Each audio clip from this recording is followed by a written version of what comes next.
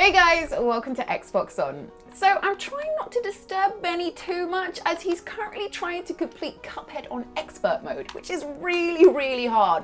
And it's got me thinking about other game modes which are so difficult that you need a lot of gaming skill to complete them. Let's take a look. Wait, you saying I've got skill? So here's the situation. You've just woken up on a medical table, no armor, no guns, and there's demons walking around you. No problem, right? Just break out, slam a zombie's head into a table, pick up the pistol, and become the badass that you were born to be. Well, enjoy this singular moment of unstoppable fury because it's all pain from here on out. Doom already had a notoriously hard mode in the game with Nightmare. It greatly reduced the amount of armor and health pickups while also increasing enemy damage, making glory killing for health so much harder. Ultra Nightmare, however, sees this and thinks, you know what? This isn't hard enough. Not only is the game on Nightmare, if you die, that's it. Game over, back to the beginning, not the beginning of the segment or the level, the beginning of the entire game. At the start of an Ultra Nightmare run, you are going to die a lot. The whole thing feels like you're playing a game version of Edge of Tomorrow. You go about learning the paces as you live, die, and repeat. In these beginning segments, it'll be a pain at first, but as you learn to play the game by its rules, you start feeling that despite all the scars, you can do this. The real pain, however, is when you become that powered up beast with upgraded armor, feeling like a wrecking ball armed to the teeth, and you're dead. Yeah, you're in for the long haul, so pick that pistol back up and get ready for the long war. For some folks, fighting games in general can be a Herculean effort. How do you perform special moves? When do I use them? How do I counter this and that? With enough practice though, people can at least become semi-fluent with them. Unless, of course, Kyle deems otherwise and decides to come in and just ruin your day. Kyle isn't some jerk who just comes into your house and demands to play Killer Instinct though, but it is the game's hardest difficulty setting. The weirdly mundanely named setting is a tribute to one of the game's AI designers, who, according to legend, or at least his co-workers, is insanely good at the game. They weren't lying either. Kyle will make very few mistakes in any battle with him, and is rather good at reading your attacks. Going for an aerial assault? He'll swat you right out the sky. Going for a combo? He'll break it and administer some brutal punishment. He isn't flawless, otherwise the battle would be incredibly one-sided and probably lead to many televisions broken due to flying controllers, but Kyle will not hold back. Skynet? A joke. HAL 9000? Even he quivers in fear at Kyle. No, come the robot uprising, only one name will be on our lips. Kyle. Let's be entirely honest with each other. Who doesn't love zombies? Whether that's fighting against waves upon waves of the zombie horde in Call of Duty, or hitting them over the head with a baseball bat in Dead Rising. Well, I found one mode that's going to make you never want to see a zombie ever again in your life, and that's Left 4 Dead 2's Expert Realism mode.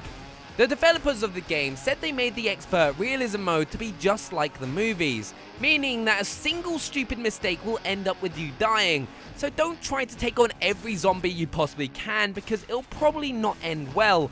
Though one of the most successful ways I've seen people complete this mode, especially if you're playing by yourself, is run at every single opportunity. Though you'll find yourself being far more successful in this mode if you play with a group of friends. Even if you just use them as bait, which is what I use Lydia, Matt and Kieran for. Also, make sure to learn every level like the back of your hand. Play through the easier difficulties so you know exactly what you have to do at any given moment, because even a second of hesitation will end up with you becoming zombie food.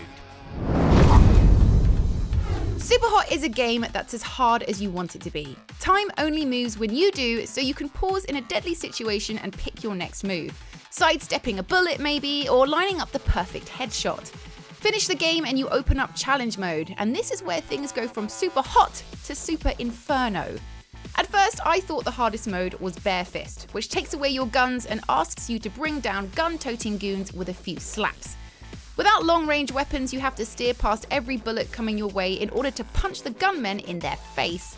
Tracing every bullet in the room takes time, but it can eventually be done. No, the mode that set our blood boiling is Speedrun RT. In this setting, there's a difficult time to beat and the clock is ticking even when time is frozen in-game. As the best times are so tight, it basically rules out pausing to take stock of the situation.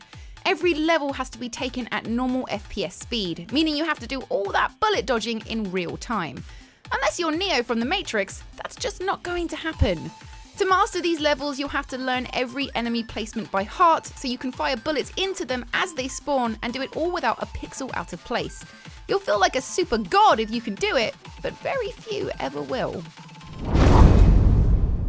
Next up, we have Dark Souls 3, or any Dark Souls game for that matter. It's a game franchise that gives me nightmares from just even thinking about it. This isn't a game that has different difficulty settings or ways of making the game easier or harder. It's made and designed to just be outright difficult.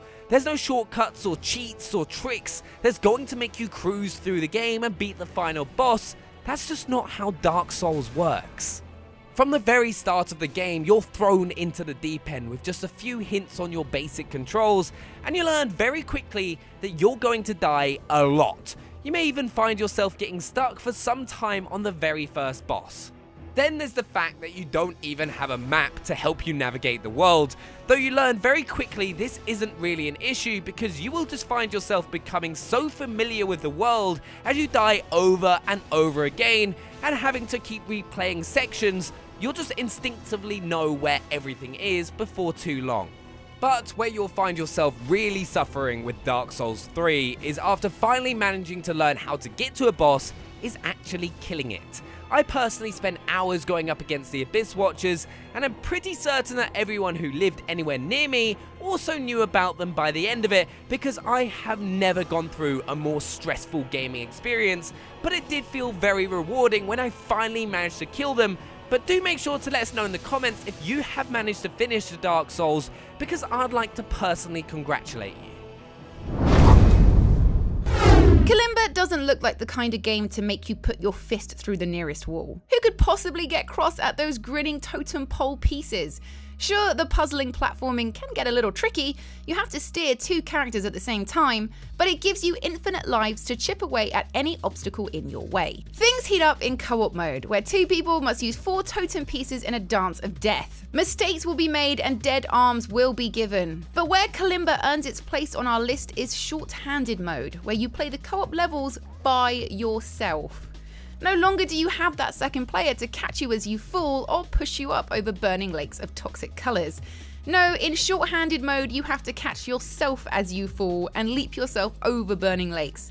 I seriously fell out with my Kalimba co-op partner, and when I play Shorthanded mode I only have myself to fall out with. My right hand has fallen out with my left hand. Think of all the things I can never do again. No more clapping, no more double finger pistols. Kalimba has ruined me, and it will likely ruin you too. So you know how Doom Ultra Nightmare didn't allow you to have any saves, and if you died, that was it. You'd have to start the game all over again. Well, Dead Space 2's hardcore mode is a little bit kinder, but still an absolute nightmare because you're only allowed 3 saves for the entire game. And if you go a long time without using one of those saves and die, it can be absolutely heartbreaking. The first thing you'll find yourself doing when trying to complete hardcore mode is planning where you're going to save ahead of time, which makes it incredibly nerve-wracking when you know you're getting close to that save point and only have a few enemies left, though that's where mistakes are normally made. But in order to be successful in hardcore mode, you'll have to learn to conserve ammo, which if you're like me and can be fairly trigger happy, is quite difficult to do. But one way of conserving ammo is to shoot off enemy legs and then stomp them, as well as using the environment around you like explosive canisters, though do be careful of enemies with ranged attacks as they could trigger the explosion and take a huge chunk of your health. But practice makes perfect, so get hold of your plasma cutter and get ready for a long night. And one last thing, don't forget to save. The Evil Within's Akumu mode has you seeing red, but mainly because the screen turns red when you die, which happens a lot. I'm not 100% sure, but I think Akumu is Japanese for oh god, why is this detective so fragile? Select this mode and even the slightest hint of pain will kill Sebastian Castellanos in a second. A yokel need only graze your shoulder and he flops to the floor like a moody teenager who's just been asked to clean their bedroom. The idea of completing the evil within without taking a hit is ludicrous. This is a game that loves to keep you on the brink of death, battering you down to a tiny bit of health and seeing if you can make it last until the very next health syringe. But in a mode where any damage kills you, there's simply no room for error. Stealth is an absolute must, forcing you to creep towards enemies, your heart racing as you know if they turn on the spot, you're a dead man. You have to stretch a tiny bit of ammo out as far as you can. You won't win a hand-to-hand battle, so if you run out of bullets, you may as well just throw Sebastian into a grave. Yes, you still get use of checkpoints, and as you level up your weapons, you take some of the edge off of the difficulty, but if you manage to come out the other end of Akumu alive, you can consider yourself a true horror survivor. Hey, there's a reason all of our clips come from Chapter 2, right? When you think of Call of Duty and difficult campaigns, you most likely think of playing Call of Duty on Veteran, on games like World at War, Modern Warfare, as well as some of the classic levels like fighting at Pointe du Hoc on D-Day in Call of Duty 2, which really stuck in my head because it usually ended up with you spending hours trying to find the perfect route across the battlefield and just ended up getting killed over and over again until it felt as if you just got lucky and made you celebrate every checkpoint as if it was your birthday. But come the launch of Black Ops 3 in 2015, Veteran was no longer the hardest campaign difficulty that you could face in Call of Duty. No longer was getting shot a couple of times and getting killed a hard enough challenge, so Treyarch decided to bring in Realistic mode, which to put it quite frankly will have you tearing your hair out after your 60th death on the first level alone.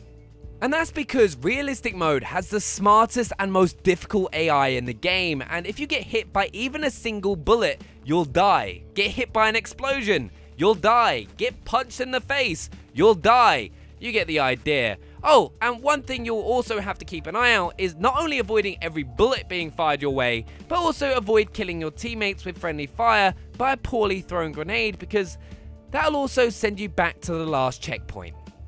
But combine that with one of the longest campaigns in Call of Duty's history, you have a campaign that only the most hardcore Call of Duty gamers will unlock, but you'll earn the No One Will Believe You achievement, along with 50 gamer score, which is more than enough for the hours of suffering that you'll have put yourself through. Well, I'll let you know if it is when I finally unlock it.